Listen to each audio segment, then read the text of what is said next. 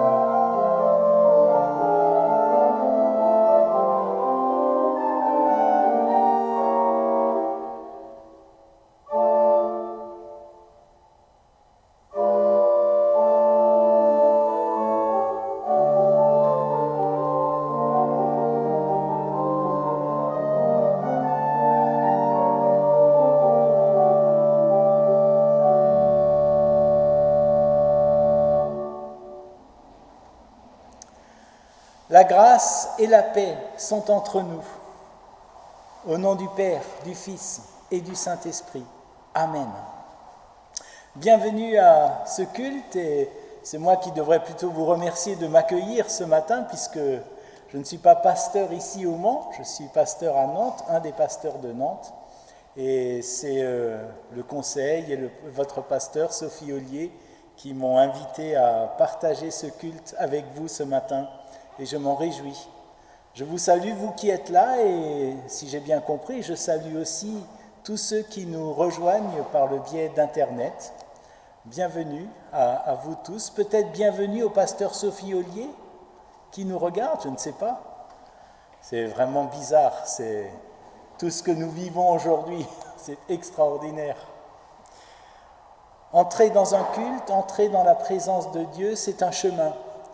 J'étais pasteur en Dordogne autrefois, il y a 2 ans encore, donc ça passe vite. Et il y a des très anciennes églises avec des escaliers qui descendent pour entrer dans l'église. Et ça m'a toujours impressionné. On a l'impression que pour entrer dans l'église, on prend ce chemin qui descend vers Dieu, mais peut-être aussi vers nous-mêmes, à l'intérieur de nous-mêmes. Et entrer dans un culte, c'est entrer dans ce chemin où nous nous rendons présents à lui, les uns aux autres et à nous-mêmes aussi. Et c'est vrai que c'est un peu bizarre, parce que ça nous fait faire silence. Dans le livre du Deutéronome, au chapitre 8, que nous allons partager tout à l'heure, plusieurs fois vient cet appel « Souviens-toi, fais mémoire ». Souviens-toi de la présence de Dieu dans ta vie, fais mémoire. Et je vous invite en entrant dans ce culte à prendre quelques instants de silence pour faire mémoire de la manière dont Dieu chemine avec nous, dont il a cheminé avec nous peut-être cette semaine. Et nous continuerons ensemble.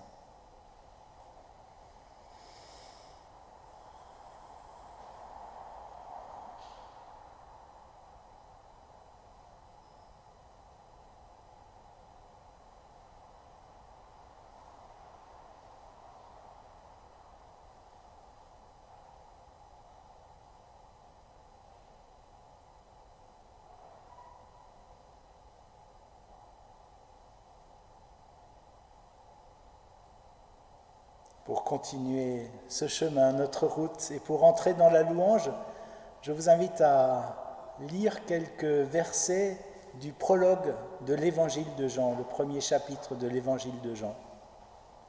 Au commencement était la parole était auprès de Dieu, la parole était Dieu. Elle était au commencement auprès de Dieu, tout est venu à l'existence par elle. Et rien n'est venu à l'existence sans elle. Ce qui est venu à l'existence en elle était vie. Et la vie était la lumière des humains. La lumière brille dans les ténèbres, et les ténèbres n'ont pas pu la saisir. La parole était la vraie lumière, celle qui éclaire tout humain. Elle est venue dans le monde. La parole est devenue chair. Elle a fait sa demeure parmi nous et nous avons vu sa gloire. Une gloire de Fils unique, issu du Père. Elle était pleine de grâce et de vérité. Prions.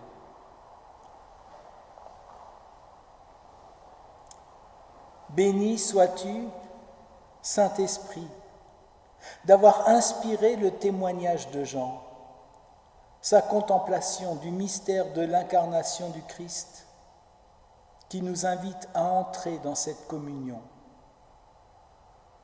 Béni sois-tu, Seigneur Jésus, de n'avoir pas voulu demeurer de force l'égal de Dieu, d'avoir renoncé à tout ce que tu avais pour prendre la condition de serviteur et être devenu homme parmi les hommes. Et si Jean a contemplé ta gloire, Seigneur Jésus, c'est peut-être autant lorsque sur la croix tu as été élevé de terre que lorsque tu as été réveillé de la mort. Oui, gloire et louange à toi, ô Père, de nous avoir appelés à entrer dans ce mystère et dans cette communion. Amen.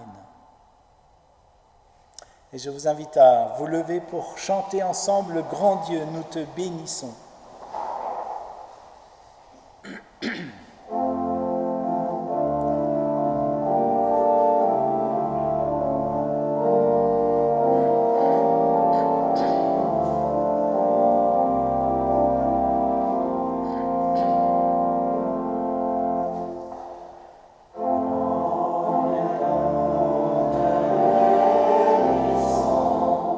Nous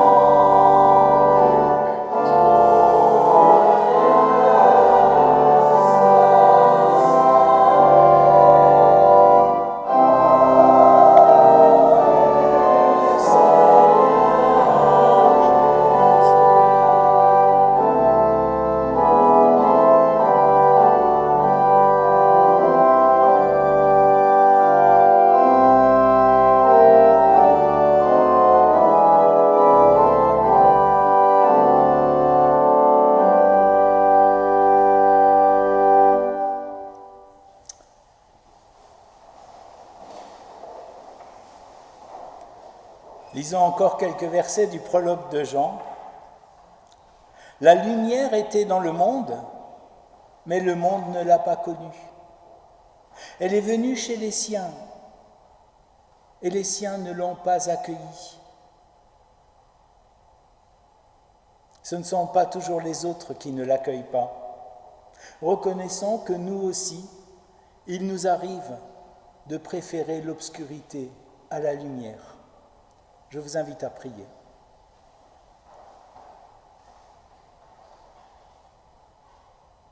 Seigneur Jésus, lorsque nous avons préféré nos désirs à ta volonté, lorsque nous avons travaillé pour nous plus que pour ton royaume, lorsque nous nous sommes aimés nous-mêmes plus que nous n'avons aimé notre prochain et toi-même, c'est toi que nous n'avons pas accueilli.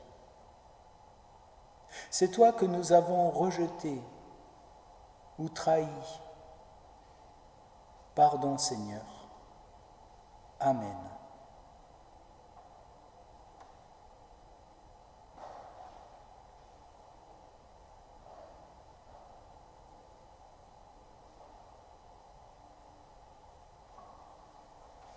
Et ce matin, le Seigneur nous redit aussi cette parole de l'évangile de Jean au chapitre 12. « Je ne suis pas venu juger le monde, mais le sauver. » Frères et sœurs, Dieu entend la confession de notre cœur. Par Jésus-Christ, notre péché est pardonné. Par le Saint-Esprit, la capacité d'entrer dans une vie nouvelle nous est accordée. Et je vous invite à rendre grâce à Dieu pour son salut en chantant « À toi Jésus mon Rédempteur » et nous pouvons nous lever pour manifester notre reconnaissance.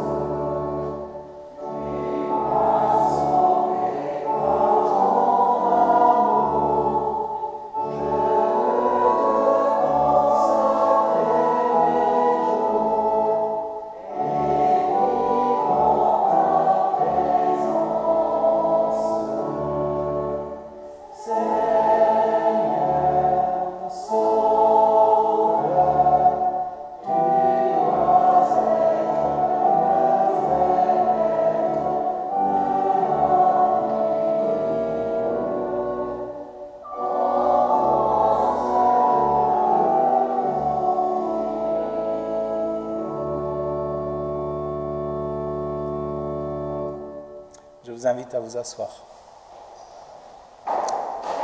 Prions avant de partager la parole. Oui, Seigneur, nous voulons te bénir, toi qui nous renouvelles toujours à nouveau, qui nous relèves toujours à nouveau et qui désire toujours à nouveau nous emmener plus loin avec toi. Seigneur, ouvre nos cœurs, nos oreilles, nos intelligences pour accueillir ta parole ce matin. Permets que par la grâce de ton Esprit Saint, elle vienne faire ce chemin en nous, qui nous transforme, qui nous fait te ressembler de plus en plus, et en même temps qui nous rend uniques, singuliers. Oui, béni sois-tu pour ta grâce. Amen. Et nous allons lire d'abord donc dans le livre du Deutéronome au chapitre 8. C'est un chapitre qui a deux grandes parties. Dans la première, Moïse rappelle la marche d'Israël à travers le désert. Et puis, avant d'entrer dans la terre promise, il met en garde de ne pas oublier le Seigneur une fois que le peuple sera bien installé. Nous lisons quelques versets de ce chapitre. Tu te souviendras de toute la route que le Seigneur ton Dieu t'a fait parcourir depuis 40 ans dans le désert, afin de te mettre dans la pauvreté. Ainsi il t'éprouvait pour connaître ce qu'il y a dans ton cœur et savoir si tu allais, oui ou non, observer ses commandements. Il t'a mis dans la pauvreté, il t'a fait avoir faim, il t'a donné à manger la manne que ni toi ni tes pères ne connaissiez, pour te faire reconnaître que l'homme ne vit pas de pain seulement, mais qu'il vit de tout ce qui sort de la bouche de Dieu. Si tu as mangé à satiété, si tu te construis de belles maisons pour y habiter, si tu as beaucoup de gros et de petits bétails, beaucoup d'argent et d'or, beaucoup de biens de toutes sortes, ne va pas devenir orgueilleux et oublier le Seigneur ton Dieu. C'est lui qui t'a fait sortir du pays d'Égypte, de la maison de servitude. C'est lui qui t'a fait marcher dans ce désert grand et terrible, peuplé de serpents brûlants et de scorpions, terre de soif où l'on ne trouve pas d'eau. C'est lui qui pour toi a fait jaillir l'eau du rocher de granit. C'est lui qui dans le désert t'a donné à manger la manne que tes pères ne connaissaient pas, afin de te mettre dans la pauvreté et de t'éprouver pour rendre heureux ton avenir. Et je vous invite à chanter cet hymne qui vient de la tradition juive.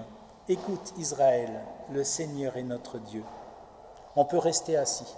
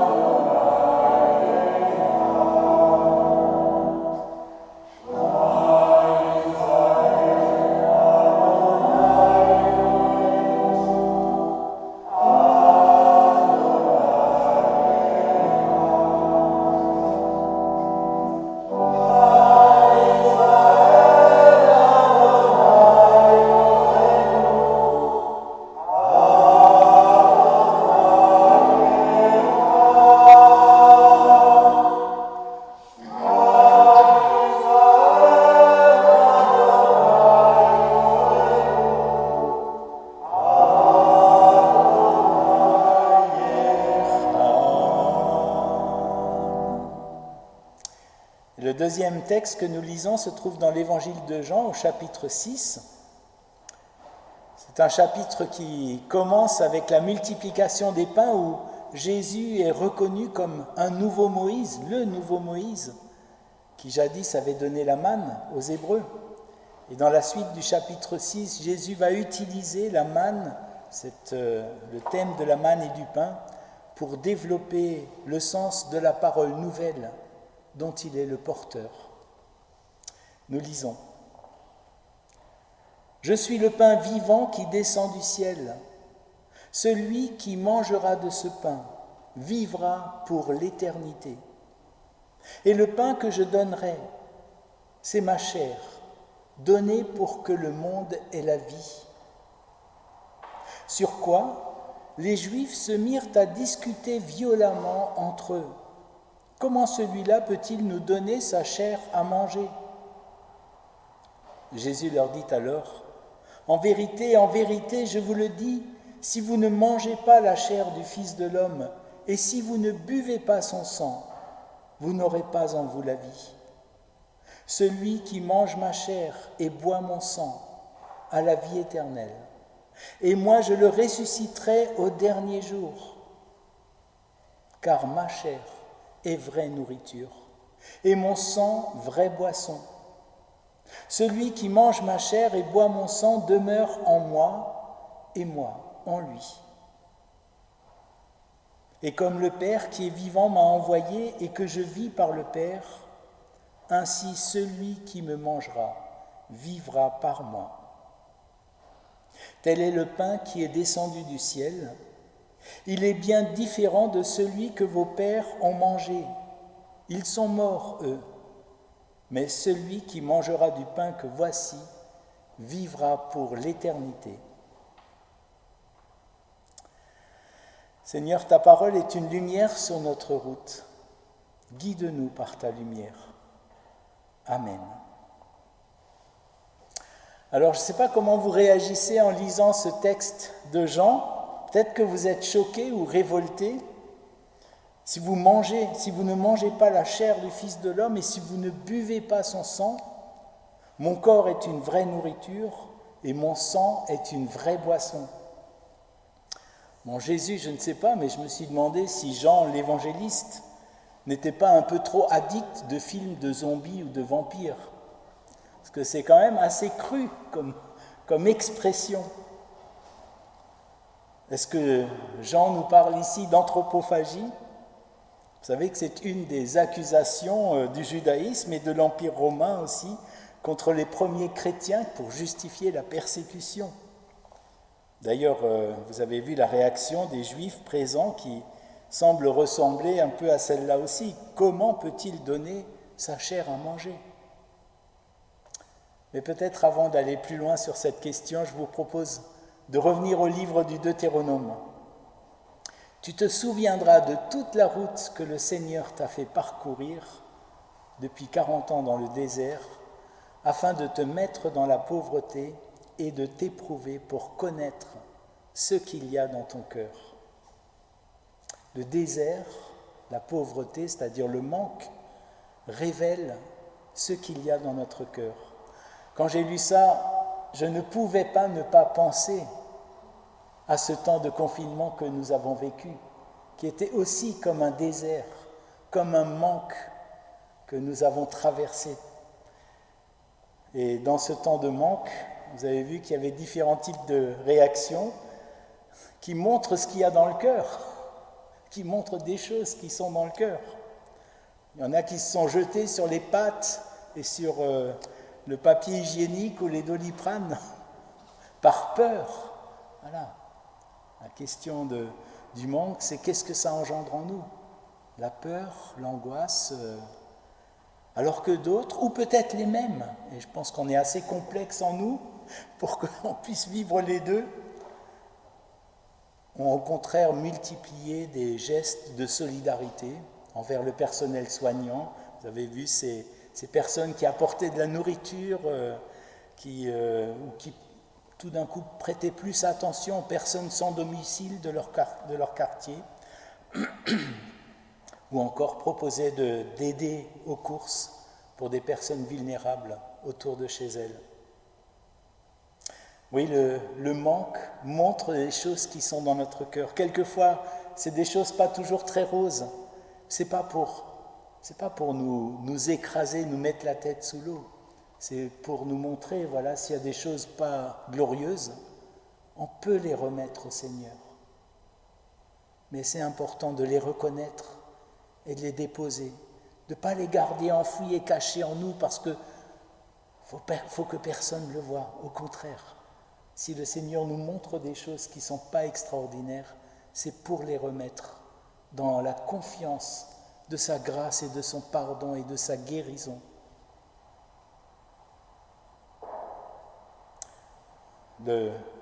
Le désert dont parle le Deutéronome est un environnement hostile semé de multiples dangers.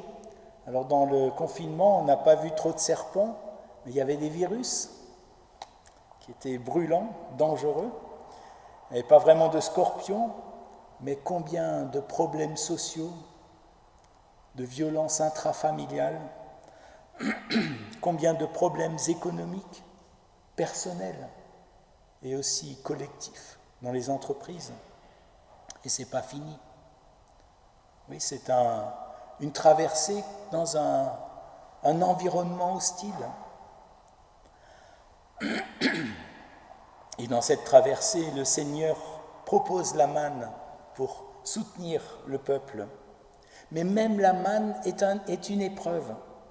Dans le livre de l'Exode, au chapitre 16, au verset 4, le Seigneur dit à Moïse « Chaque jour, les gens ramasseront la manne qu'il faut pour une journée, ainsi je verrai ce que vous valez. » Et où est l'épreuve là-dedans ? L'épreuve, c'est est-ce que les Hébreux ont assez confiance à Dieu pour obéir à sa parole ? Est-ce qu'ils ont assez confiance en Dieu pour ramasser ce dont ils ont besoin le jour même, sans avoir besoin d'amasser, d'engranger, par peur de manquer le lendemain ? Est-ce que leur confiance en Dieu, leur conscience que leur salut, leur vie, ne dépend pas des réserves qu'ils vont pouvoir accumuler, mais du projet de vie que Dieu a pour eux.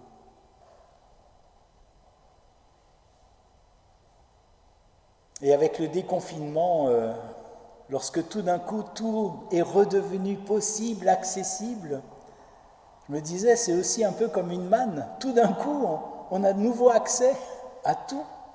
Et on aurait envie de ramasser, de profiter et peut-être d'accumuler. Alors que le déconfinement, c'est peut-être aussi, de manière plus consciente avec ce que nous avons vécu, apprendre à vivre avec modération, à consommer avec modération. Pas que le vin, mais tout ce qui nous est accessible. Et peut-être que revenir à la vie normale, ce n'est pas entrer dans une vie de misère où on va manquer d'essentiel, mais à une vie sobre, une vie qui collectivement pèse moins lourd sur la planète et qui personnellement pèse moins lourd sur nos porte-monnaies. Pour le peuple d'Israël, les 40 ans dans le désert, toute cette expérience a été fondatrice. Ils ont reçu la loi à travers Moïse, de Dieu bien sûr, et puis ils ont vécu tout ce cheminement. Et pour eux, c'est vraiment le fondement de leur foi, d'avoir été libérés, préparés et envoyés dans cette terre promise. Il y a quelque chose de sacré pour le peuple dans cette expérience.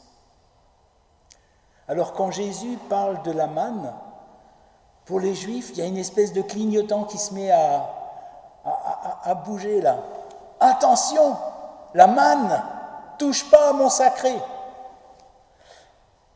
Alors revenons au discours de Jésus. Ma chair est vraie nourriture. Chez Jean, ce mot « chair » n'est pas un hasard. Vous avez peut-être entendu dans le prologue que nous avons lu cette petite phrase « La parole est devenue chair ». Vous savez, cette parole qui était auprès de Dieu, cette parole qui est la lumière, cette parole est devenue chair. Un grand exégète de Jean, Xavier Léon Dufour, écrit « Par chair, Jésus ne parle pas de son corps, de la substance de l'organisme humain, mais de lui-même dans sa condition mortelle. Jésus parle de lui-même comme parole venue du ciel qui a épousé la finitude humaine. » Et vous avez peut-être vu que le terme de manger est récurrent dans le passage. Manger, c'est assimiler, faire pénétrer dans chaque cellule de mon corps, absorber l'énergie de ce que je mange, et même la matière, qui va me servir à fabriquer mon propre tissu corporel. C'est une incroyable intimité. Manger. D'ailleurs, on dit souvent, on devient ce qu'on mange. Et si Jésus, sans référence encore à la Sainte Seine, qu'il n'a pas encore instituée dans ce passage, parle de manger sa propre chair, c'est un langage imagé pour dire le message vivant que je suis, la vie de Dieu qui m'habite et qui vous rejoint dans votre finitude, sont une nourriture qui vous comble, qui vous rassasie en profondeur lorsque vous adhérez totalement à moi. Et si les Juifs sont choqués, ce n'est pas à cause d'un scandale d'anthropophagie. Ils comprennent bien que Jésus, à l'évidence, n'est pas sur ce registre. Ce qui les choque, c'est la concurrence avec Moïse et avec la manne. Ils ont mangé la manne ils ont mangé la manne et sont morts quand même. Si vous mangez de ma chair, vous ne mourrez pas. C'est-à-dire que Jésus est en train d'affirmer qu'il est plus fort que la loi que Dieu a donnée à Moïse. Jésus affirme ce lien privilégié avec Dieu qui dépasse le fondement même du judaïsme. C'est intolérable, c'est même sacrilège. Le Deutéronome parle de faim et de soif, et Jésus se présente comme le pain qui descend du ciel et qui nourrit avec une telle abondance que cette nourriture, elle élargit notre existence jusque dans la vie éternelle, jusque au-delà de la vie que nous connaissons ici et maintenant. Jésus ne parle pas de la faim et de la soif de notre corps physique, mais de toutes nos faims et de toutes nos soifs existentielles. La faim de comprendre qui je suis dans ce monde, qui quelquefois peut nous paraître un peu fou, mais aussi dans ma famille, dans mon travail, dans mon quartier. Qui suis-je ? Quelle est mon identité ? Quelles sont mes racines ? Quelle est ma valeur ? Est-ce que je vaux quelque chose ? Est-ce que ma vie compte ? Est-ce que ma vie sert à quelque chose ? Est-ce que ma vie est portée par une vision, par une dynamique ? Vers où est-ce que je vais ? Jésus nous dit, si vous accueillez ma personne, mon message, mon évangile, vous allez trouver des réponses profondes à ces questions. Pas des réponses théoriques, mais des réponses existentielles à l'intérieur de vous. Votre vie va trouver du sens. Votre vie va être propulsée jusque dans un au-delà de tout ce que vous voyez aujourd'hui. Vous entendrez pour vous-même cette parole « Tu as du prix à mes yeux et je t'aime ». Vous entendrez pour vous-même cette parole « Oui, j'ai formé des projets de vie et de bonheur pour toi ».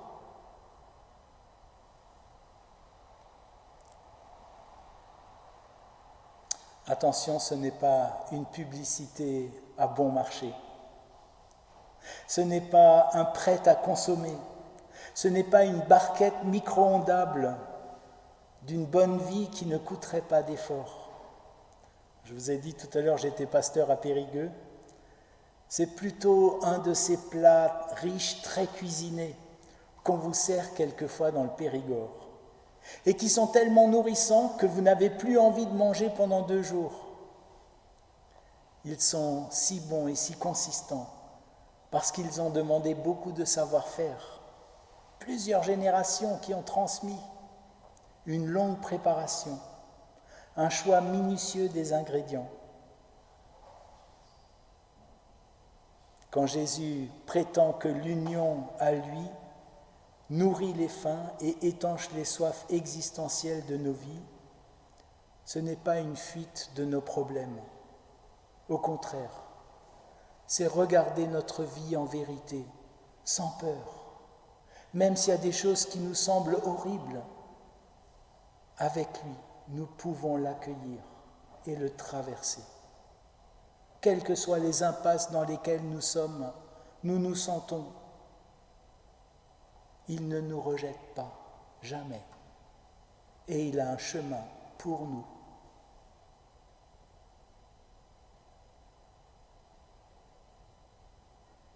Ce n'est pas un succès d'année à bon compte, mais un chemin qui nous transforme en profondeur.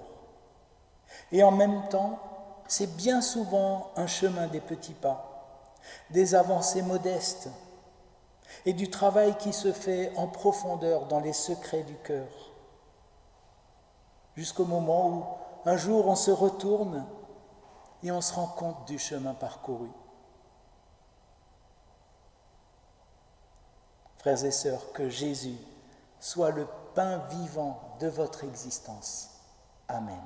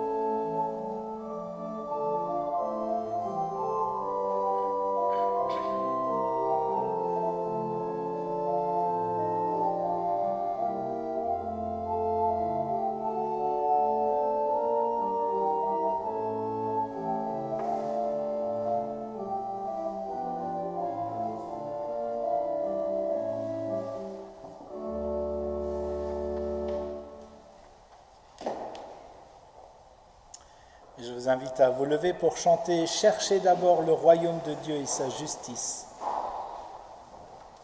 Amen.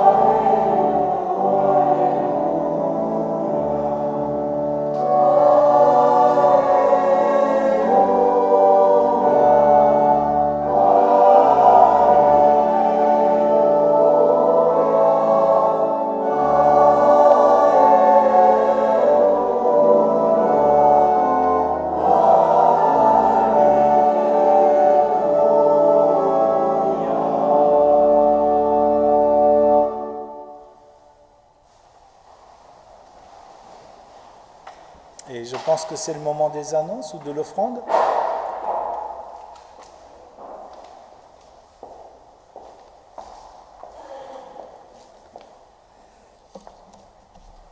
Eh bien, bonjour à tous. Ça fait plaisir de se voir en présentiel, même si on est masqué. Alors, d'abord, nous remercions le pasteur Pierre Munch, qui est pasteur à Nantes, pour sa présence aujourd'hui, Sophie étant en congé pour 3 jours. Dimanche prochain, culte, toujours avec inscription pour le moment, on est obligé de faire comme ça. Alors, du 26 au 27 juin, c'est la nuit des veilleurs en France et dans le monde entier. C'est un temps organisé par la CAT, l'Action des chrétiens pour l'abolition de la torture. Un temps où nous sommes invités à porter dans la prière les victimes de la torture, les condamnés à mort, les étrangers maltraités. Et nous vous invitons donc dans la soirée du 26 juin, vendredi prochain, à prendre un temps à part dans la prière pour être en communion avec les chrétiens du monde entier. À la sortie du temple tout à l'heure, il y aura l'offrande pour l'entraide. La sortie se fait d'abord par les bancs du fond, et Simon vous remettra en passant un peu de gel sur les mains. Et surtout, pas de rassemblement dans la cour du temple. Voilà plusieurs mois que je ne vous ai pas parlé d'argent. Je ne vous dirai pas une petite blague comme Sophie, je ne sais pas faire. Mais je veux remercier tous les paroissiens qui nous ont envoyé régulièrement des virements, des chèques, des dons en ligne, et ceux qui ont fait des dons exceptionnels. Nous avons évidemment un manque dans notre trésorerie et nous comptons sur votre générosité, bien sûr dans la mesure de vos possibilités, pour faire vivre notre Église. Et c'est le moment de l'offrande.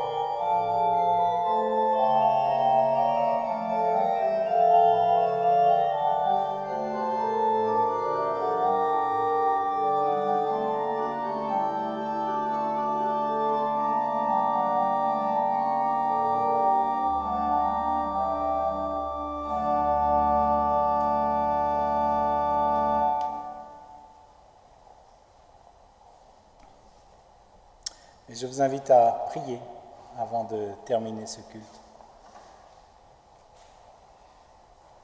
Seigneur, nous te remercions pour cette offrande qui est l'expression de l'appel que nous percevons à être nous aussi responsables de la vie de ton Église, de la diffusion de ton Évangile.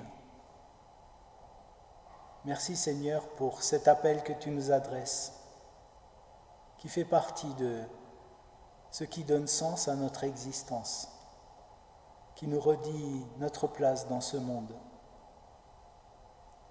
Dans ce dimanche où les églises se retrouvent pour prier, nous nous rappelons que nous ne sommes pas seuls ici ce matin. Des milliers, des millions d'hommes et de femmes à travers le monde entier se rassemblent depuis des heures et pendant des heures encore, jusqu'à la fin de cette journée, pour te rendre en culte. Fais grandir les liens et l'amitié entre nos communautés, afin que les hommes reçoivent le témoignage d'un peuple en marche avec toi, un peuple divers et en même temps uni par le témoignage que tu lui as laissé. Nous te confions les personnes de notre entourage qui souffrent, qui sont dans le deuil, la maladie, les difficultés relationnelles. Dans un moment de silence, nous te les nommons maintenant dans notre cœur.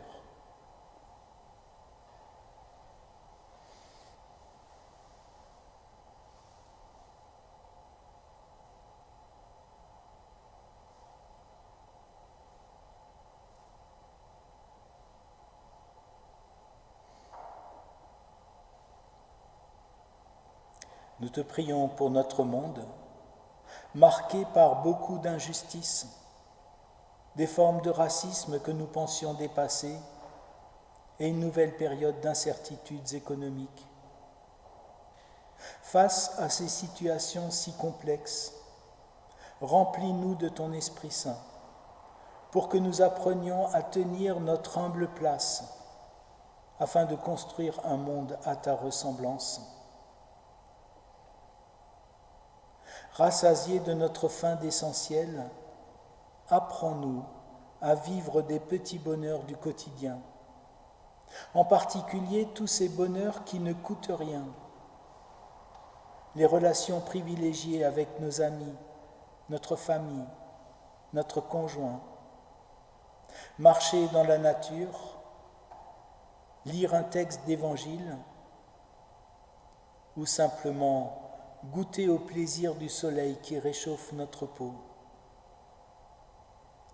Apprends-nous à construire un monde qui coûte moins cher, mais qui rend plus heureux. Apprends-nous la confiance en partageant les paroles de la prière de Jésus. Notre Père, qui es aux cieux, que ton nom soit sanctifié, que ton règne vienne, que ta volonté soit faite sur la terre comme au ciel. Donne-nous aujourd'hui notre pain de ce jour. Pardonne-nous nos offenses, comme nous pardonnons aussi à ceux qui nous ont offensés. Et ne nous laisse pas entrer en tentation, mais délivre-nous du mal. Car c'est à toi qu'appartiennent le règne, la puissance et la gloire, au siècle des siècles. Amen. Et je vous invite à vous lever pour entendre les paroles de la grâce du Seigneur. Le Seigneur vous bénit et vous garde. Lui qui est la lumière venue dans le monde, il fait de vous des êtres de lumière. Il vous accorde sa grâce à jamais. Amen.